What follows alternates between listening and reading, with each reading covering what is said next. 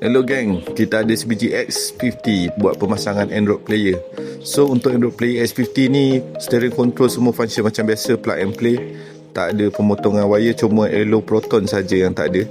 So untuk Android player X50 ni, function macam biasa, ada YouTube, ada Apple CarPlay, Android Auto, semua lengkap dengan Waze apa semua. So untuk video boleh tengok time drive, tak ada isu. Ini adalah apps Apple CarPlay yang kita pakai untuk model 12.8 inci ni. Touchscreen semua smooth, ada DSP lengkap. So korang sound mesti memang sedap punya.